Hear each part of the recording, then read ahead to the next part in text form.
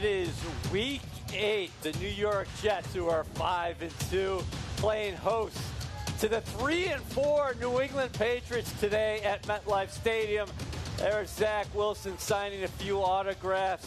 Quinnen Williams entering the building. We have a beautiful day for football. There is a live shot of MetLife Stadium.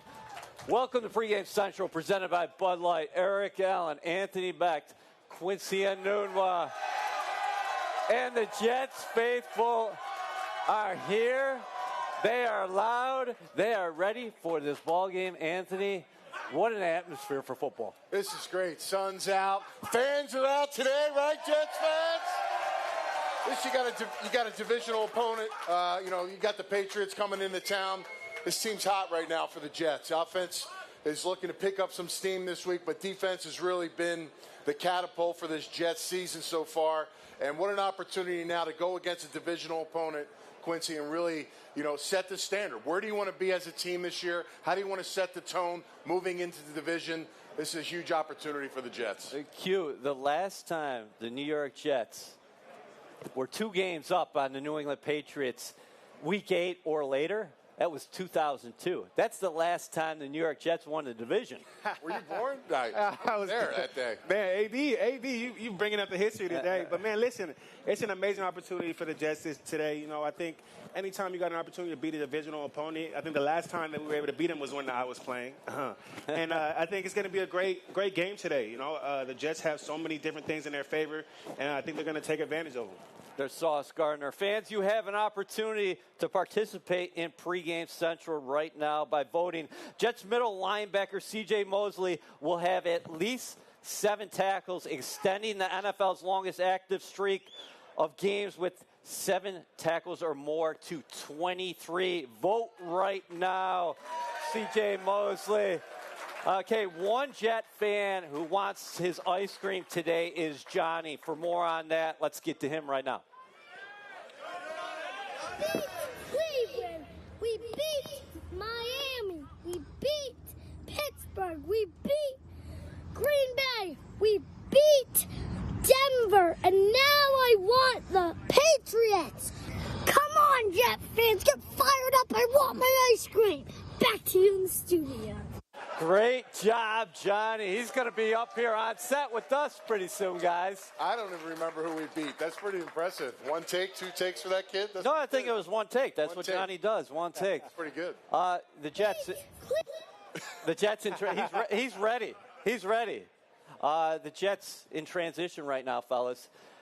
Breece Hall out for the season. Elijah Vera-Tucker out for the season. 2 guys who meant so much to this offense and the team. Also, veteran receiver Corey Davis out today with a knee ailment, Anthony. Yeah, well, you don't replace those guys.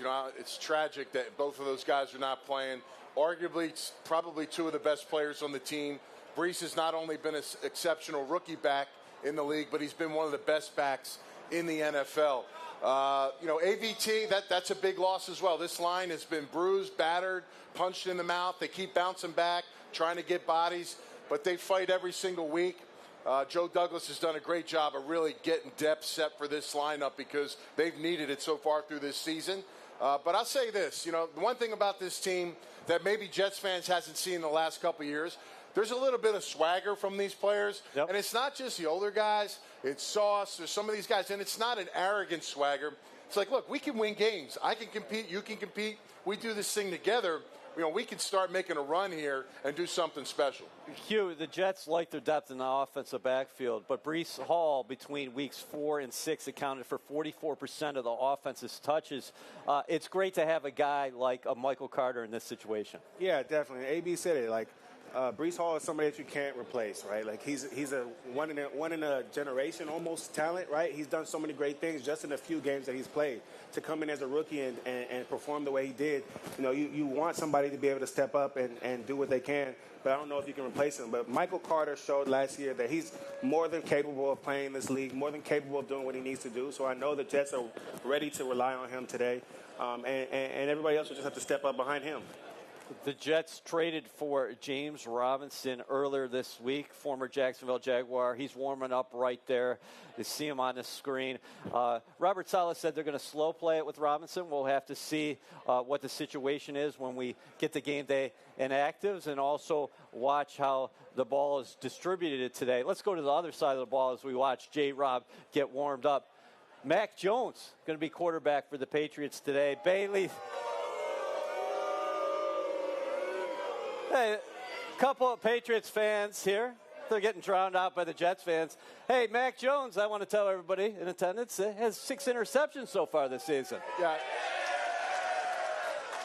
Hopefully 7 and 8 today as well. Look, I look at this team, they're in transition.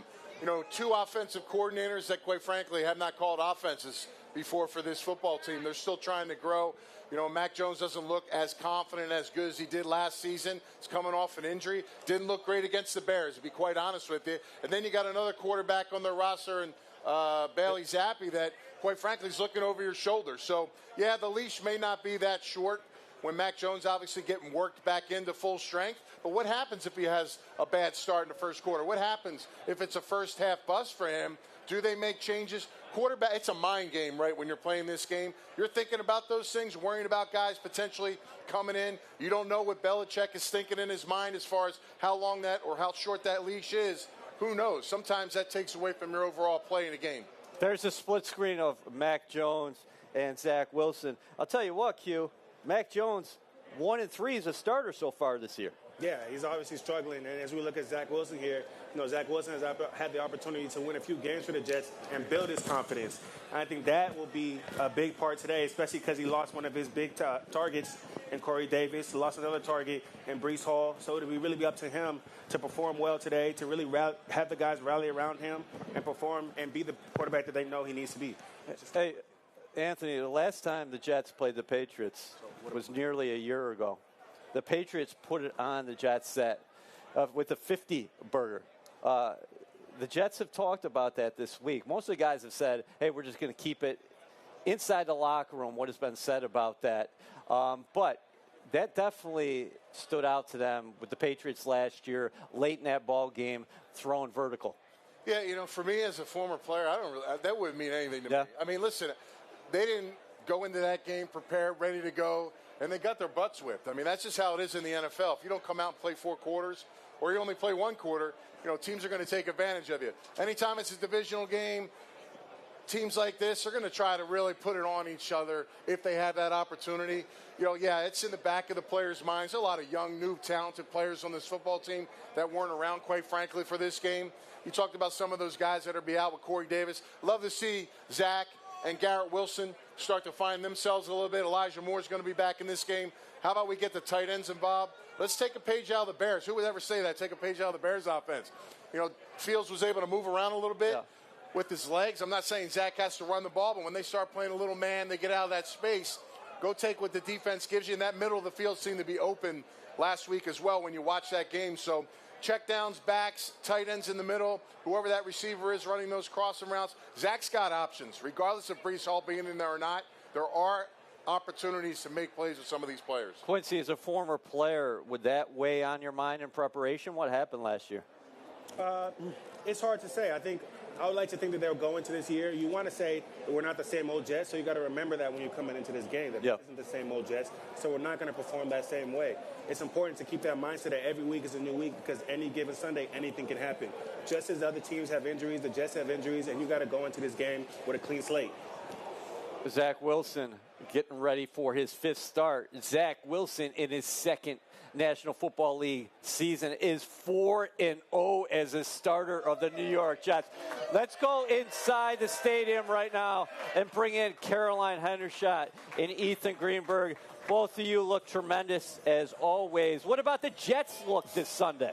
Thanks, EA. I would also like the record to show that Ethan copied my outfit because we're both wearing sand-colored jackets, so I just want that to be clear. clear the air real quick. But I will say the Jets have worn white jerseys, black pants for the last 4 games, but they're switching it up today. They're going to wear the black jerseys, black pants, and they're debuting something else. Well, before I get to what they're debuting, I just want the record to be clear. Caroline Hendershot, Michigan graduate, also a liar. Anyway, this is what the New York Jets are wearing. The stealth black helmets, the debut, the matte black, the green face mask. Today is the first day that the Jets will be wearing the black on black on black combination. The first of 3 games this year, the other 2 being against the Chicago Bears and the Jacksonville Jaguars. I'm excited. I really like the all black look. It's clean, it's stealthy, stealth black. So good pun, good pun. I'm excited. But let's get to the real game day storyline. Jets going up against AFC rivals, Patriots, led by Bill Belichick, and that stingy Patriots defense, I think today is going to come down to turnovers. Yeah, I'm going in that direction, too. That's kind of where my mind is, because you think about this Patriots defense, tied for 3rd in the NFL right now in takeaways. Zach Wilson, the last time he played the Patriots in this building, it was his 2nd career start. He threw 4 interceptions. But here's the thing. When the Jets play the Patriots today, these are 2 different teams. Zach Wilson coming off 3 straight games without a turnover. So right now, that's where my mind is going to. And you would imagine Bill Belichick trying to stop the run, because Zach Wilson statistically right now throwing for less than 200 yards per game. Right, and those numbers, while some people might be worried, CJ Uzomah is not worried about those stats whatsoever from Zach Wilson. He said it's a whole team effort, and while it falls on the quarterback's shoulders, there's been drops, there's been receivers that haven't run the right routes or the right depth. So it really comes as like a collective combination. And he's been a believer and really into Zach Wilson's style of play since the day he signed here, and he said it still is. He's not changing a thing. How about the difference in perspectives? Because you both talked to C.J. Mosley and C.J. Uzomah this week. What did they say about the divisional clash? Because Uzomah is walking into a situation where he's a former Cincinnati Bengal, so this will be his first taste of the Jets-Patriots rivalry. Right. He said even as a first-year player, you still know how important this rivalry is. He said that's been the message all week in the building, that this is a must-win game. Not because of their statistical record, but because of the statement it makes. He said they've won the last 4 games, but no game is more important than this 5th one, especially against the Patriots, especially a division rival. So he's excited. He said it's going to be a really physical game, so he's getting the offense really juiced up for that. Yeah, and in terms of C.J. Mosley, the last time that these teams played, it was in Foxborough, 54-13 final. C.J. Mosley did not play in that game. He was actually on the sidelines. He said it hurt a little more watching what happened in Foxborough, but he's not coming into this game seeking revenge or anything like that. This is just the next game on the schedule. One quick note on Carl Lawson. This is also his first game against the New England Patriots, not playing last year. But how about this? Carl Lawson is familiar with this rivalry because his high school teammate is Mo Lewis's son. Of course, Mo Lewis and Sean Ellis combined for the hit that knocked out Drew Bledsoe, a game that actually Anthony Becht was a part of way back when. So I just want to put that out there. Cool little nugget here inside the bowl. An AB shout-out. We love it. Thank you both. We'll talk to you here in a little bit. On Friday, at the Atlantic Health Jets Training Center, the Jets unveiled a banner of D'Brickashaw Ferguson in the field house for the first time. At halftime, the Jets will officially celebrate his induction into the Ring of Honor. You are watching Pregame Central, presented by Bud Light. Eric Allen, Anthony Becht, Quincy Enunwa, and now we are joined by the man from Freeport, Long Island, D'Brickashaw Ferguson.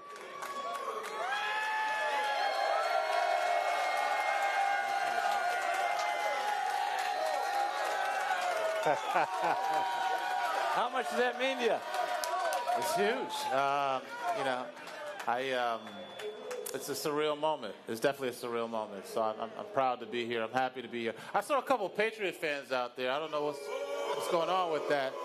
But aside from that, I feel good. I feel good.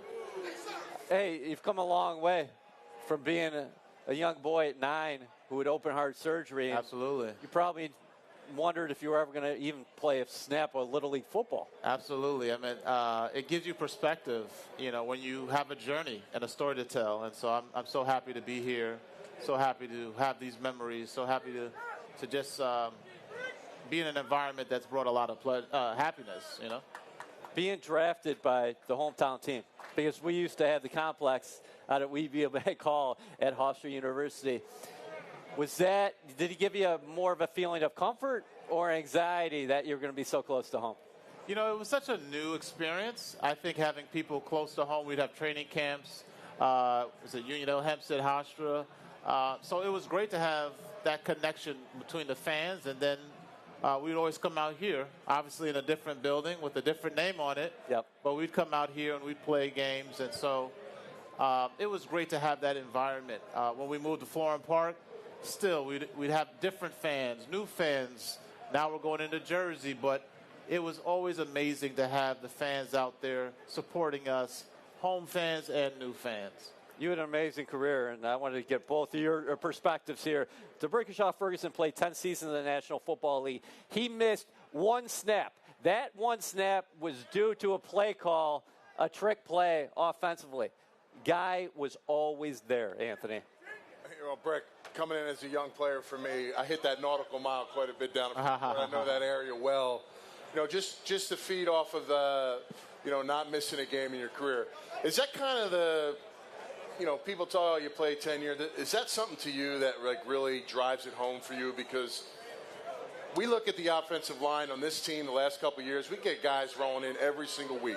It's so hard to maintain inside that box every single week, get through the practices, rehab. I'm sure you played many times hurt, or you probably shouldn't have been playing in those games. How does that weigh on your career in general? Is that kind of the drive home point for you? I just see it as a blessing. I know as athletes, we're so detail-oriented about the things that we can do better. And so my attention was always like, man, how can I help my teammates? How can I, be better so that Quincy gets an opportunity to get the ball? Like, how can I make sure that I'm listening to what Nick is telling me and being a good teammate? So a lot of times I'm not fixated on, this is my such and such snap, or this is my so. I'm just happy to be there so that I can do what I can to help our team win. But in reflection, it's like, well, wow, that did happen. In reflection, today is like, wow, this is happening. It's nothing that you would ever imagine. But then you find yourselves in moments where you just can't deny it. Like, this is happening. This is a moment. And like that streak, it's like, wow, yeah, I guess you're right. I guess I didn't miss, or I guess I was there, It's pretty incredible. Yeah. What was this guy like as a teammate? No, he was it. Listen, man, the model of excellence, a stoic presence, a guy that no matter what way the ship was going, you always knew that you could look to him and things would just feel like we could still do this, right? Like anytime you have a presence like that in the locker room, I think that it's so strong. And I appreciate that. And kind of like to balance that, it was cool to see you at my wedding having the time of his life, right? Like you see Brick right now, he just looks like a guy that just likes to just, be focused and strong-minded, So to see him let loose, he had the tie loose, he had the sunglasses on dancing. Like it was really great to see that. So on top of that, what I want to ask you is, have you taken a moment to kind of soak in what's happening today, and can you tell us just like what those feelings are that you're feeling today, and will you cry while you give your speech? Yeah, it's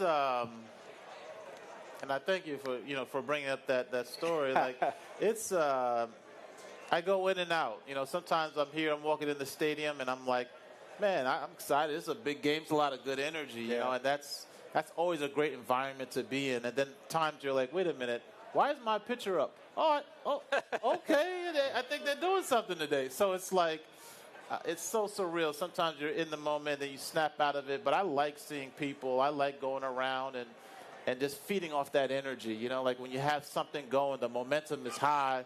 People are excited. The team is playing well. It's like, man, what else could you ask for?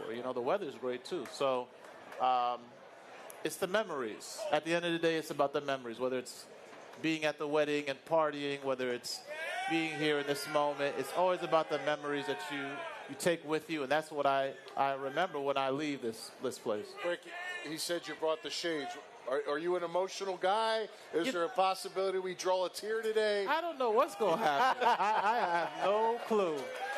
But I prepared. I practiced. So all I can do is show up and see what happens, Jets Patriots today. Yeah. Jets are 5-2. Patriots are staring up at the Jets, 2 games behind them. All I know is last time I saw the Patriots, we were throwing blows. Yeah. Right? Yeah. We were out there fighting. So Yeah. that's all I got to say about that. All right, well, get into it. Yeah, let's go back and talk about some of your favorite moments of the Jets-Patriots rivalry. Well, you know, it's always been a battle between that team. It's always been a fight. And I think that's what makes it a great rivalry. You know, when you can go out there, you know the guys across from you want it just as bad as you do, and I think that makes for great football. So, I mean, there's countless things we could say about the Patriots, but at the end of the day, as long as we're winning, that's all I care about. Yeah. Do you go back to 2010, Gillette Stadium, divisional playoffs? Where does that rank?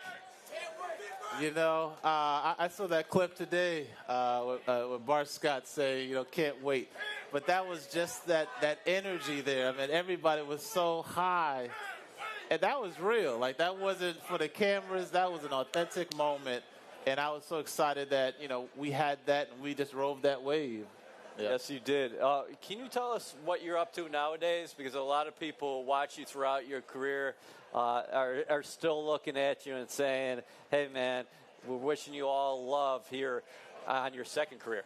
The journey continues. I mean, anybody can, who played the game knows that even though you've had an opportunity to have success in one arena, you got to still figure it out. You got to leave this game, and whether you're broadcasting or getting into different spaces, you still got to figure it out. So I went back to school. I'm in school. I'm finishing up prerequisites. I have, goals to continue in different paths. But the journey continues. You keep trying, you keep learning, and then you just try to do your best. Q? Yeah. One last one, Brick. I hope you feel the love, from everybody here. And I'm wondering, are we going to see you more at Jets games and at the facility? Because I feel like your presence is needed. I've been to a couple games throughout the years, and I always love coming back. So hopefully that'll happen. And I do appreciate everybody out here today, man. The energy is real. It's real. So great day. Definitely a great day. Greatness has graced the stage here this morning. Please be in your seats at halftime when DeBrickashaw Ferguson is formally introduced into the Jets Ring of Honor. Let's hear it for number 60 right now, DeBrickashaw Ferguson. From now through November 8th, tell us why you or someone you know hosts the Jets' best tailgate, never misses a game, or rallies the loudest JTS chant, and deserves to be a member of the Jets Fan of Hall of Fame class of 2022. Submit your nomination at nyjets.com/fan Hall of Fame. It is a wonderful day for football. Let's shift into our Sunday spotlight and start with you, Q. Yeah, so I'm going to go with Zach Wilson for my spotlight today. I think there was a couple plays last week where people were feeling a little antsy about different things. And it's what do I say? It's unfortunate, but it's also fortunate. A lot falls on the quarterback's shoulders, but there's also a lot involved in the play of the quarterback, how successful he's going to be. And on a few of those plays, there was a few guys running the wrong routes. There was a few guys not making the right blocks that Zach Wilson was back there doing what he needed to do to help the team win. So what I want to see this week with his starting receiver out, his starting running back out, his O-line kind of still mixing and matching players, just going out there and playing a clean game. No turnovers, not too many mistakes, and performing in a way that will help this team win the game. Yep. Zach Wilson and the New York Jets have not committed a turnover over the past 3 games. The Jets 4-0 with Wilson, the starting quarterback in 2022. Anthony, where are you going with the spotlight? Man, I got to tell you, I don't want to put a spotlight on him, but Cedric Abwehi going against Matthew Judon, that's a monster matchup. Hopefully he doesn't have to do it by himself, be quite honest with you. Hopefully the Jets are smart. They'll have tight ends, running backs involved to help chip this kid. He's not a kid, he's a grown man. He's a game wrecker, right? He can wreck things on offense, and he has to be dealt with accordingly. If we go into this game and we think Cedric's the only answer to get this guy, then we got big problems. So I expect some help around that area of the field today when it's pass rush time. Matthew Judon leads the National Football League in sacks. The Jets have done an amazing job this year despite the injuries at the tackle position. My Sunday spotlight, it's you, Jets Nation. It's the Jets fans.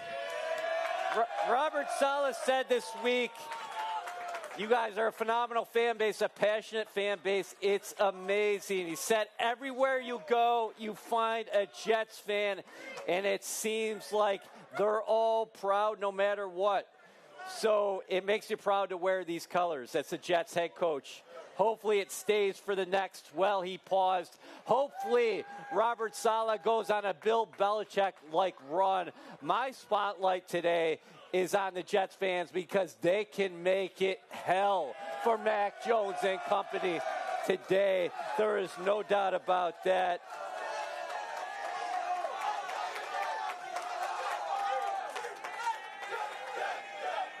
It is an amazing atmosphere out here today. Jets, Patriots, Week 8. We're about 90 minutes away from kickoff. Let's get into... It is time for... Oh, well, actually, the Jets are asking fans to be in their seats no later than 12:45 today for player introductions. The fan-led national anthem at kickoff at 12 p.m. Jets fans will hear fireworks, which signals it's time for tailgaters to head into the stadium.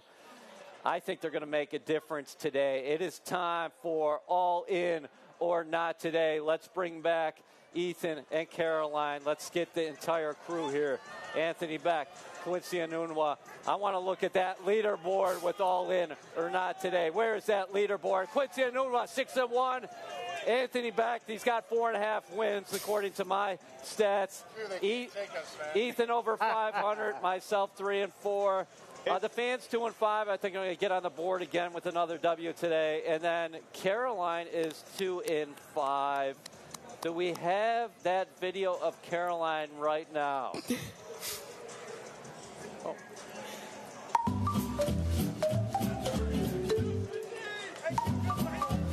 I'm going all in. I don't care if I'm swinging big. I'm going all in. I am all in on this. I know I was wrong last week, but I am all in on this. I'm all in because I feel like I have some good mojo going. Won last week, so I'm thinking I'm going to win again. I am all in, of course. I'm all in. Okay, I know I lost last week, but we're moving on. It's a new week. I'm all in. Once again, I am going all in. No other option for me but to go all in. And if this doesn't happen, I don't know what I'm going to do for next week. Well, Caroline, there's a familiar refrain. It goes like this, all in. So we're going to start with you. The Jets tight ends will combine for more than 55 yards receiving today. Tyler Conklin and C.J. Uzomah, more than 55 yards receiving. What says you? Well, as that video just showed, I do love all ins. But, you know, they say if it ain't broke, don't fix it. And clearly, as my record shows, it's broke. So I'm switching. I'm going not today. What? I'm going not today, and I'm going to say the tight ends will not get more than 55 yards. They've only been averaging 33.5 since the start of 2021, so I'm gonna throw curveball at everybody. Peer pressure. Hey, Ethan, make sure that Conklin and Uzomah know about that. Ethan, Elijah Moore will have 3 or more catches today. No Corey Davis in the lineup for the Jets. Yeah, I'm going to go all in on this one. For earlier the show, I was talking about how I think Zach Wilson's going to have to throw the ball a little more just by the way that Bill Belichick will game plan. Obviously, I don't know that. That's just my hunch. And I expect Elijah Moore to have at least 3 receptions today in his return to the action. All right. Thank you both very much. We'll see you after the game for Jets Overtime presented by SiriusXM. Quincy, you're up. The Jets will be turnover-free for a 4th consecutive game against that Patriots team that was pounded on Monday Night Football by the Chicago Bears. So I'm going to take a page out of Caroline's book and go all in. And let me tell you why. I think that Zach is able to learn from his mistakes, learn from what he's been doing. And this is a Patriots team that will definitely take advantage of those mistakes that he's had. So he can't do some of the things he's done in the past. So I'm counting on him to keep the ball in his hands, keep the ball in his players' hands, and not turn the ball over this week for a 4th week in a row. Love it. Anthony, Michael Carter will lead the Jets in yards from scrimmage today. No Breece Hall for the Jets. Of course he will. I mean, who else is going to get the rock today? He's got to be the leading scrimmage guy on the field for this offense. He's got to catch the ball. He's got to run the ball. We got apologists on the field. Caroline can't make her mind up. She's confused. Yes. We got Quincy over here who's betting with his heart. He's a true Jet guy. He's just going all Jets. He's just going all in on that stuff. For me, I look for the real facts. The fact is Carter's got to get the ball. He's got to be productive for this team to win. I'm all in on that. All right, I love it. Mine is Mac Jones will have 2 interceptions or more today. All in on that one. Mac Jones is a guy you want to go to his house because he gives you a lot of presents. 6 interceptions so far this year. I'm going all in on that. I think the Jets defense is going to have an awfully big effort. And test those corners at your own peril. The Jets cornerbacks on the outside with Sauce Gardner, DJ Reed, best cornerbacks in the National Football League. Fans, their answer today. Well, C.J. Mosley will have at least 7 tackles, extending the NFL's longest streak with 7 or more tackles to 23. I can't see the answer, but they voted yes. All in on that one. C.J. Mosley's going to have 7 tackles. Let's look at today's inactives. It is time. Joe Flacco, Corey Davis, Zonovan Knight, Chris Streveler, Breece Hall, Jermaine Johnson, and Tony Adams. It is Jets Patriots today. Will the Jets make it 5 straight and move to 6-2? We are about to find out. It is going to be an unbelievable atmosphere at MetLife Stadium today. Happy Halloween. Enjoy it, everybody.